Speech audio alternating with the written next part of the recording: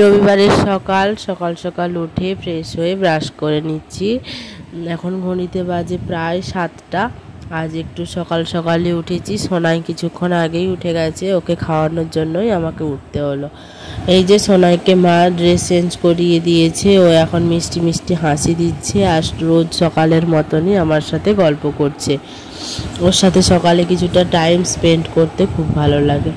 এখন আমি মুড়ি খেয়ে নিচ্ছিলাম কাঁঠাল দিয়ে। কাঁঠাল মুড়ি আমার খুব ফেভারিট, তোমাদেরকে আগেও বলেছি আর এখনও বলছি, কাঁঠাল দিয়ে মুড়ি খেতে আমার বড্ড ভালো লাগে। সোনাইকে রেডি করে দিয়েছি, স্নান করিয়ে টিপ পরিয়ে নতুন জামা প্যান্ট পরিয়ে দিয়েছি। আজ ওর রুটিন চেক আপ আছে। আমি বাড়িতে এলে যেই ডক্টরকে ওকে দেখাই, ওই ডক্টরের কাছে একবার রুটিন চেক আপ করিয়ে নিই। আর এদিকে আমিও রেডি হয়ে গেছি।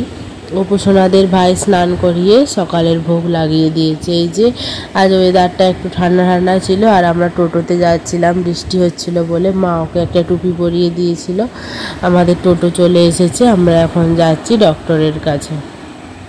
ডক্টর দেখানো কমপ্লিট, এই মেডিসিনগুলোই ওকে দিয়েছে।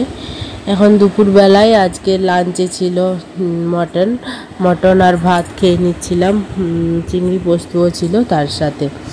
আমরা সবাই একসাথে খেতে বসেছি, গল্প করতে করতে মটন দিয়ে জমিয়ে ভাত খাচ্ছি। আর এখন সন্ধ্যেবেলায় ও আর আমি দুজনে বসে গল্প করতে করতে সন্ধ্যের মুড়ি খেয়ে নিচ্ছি।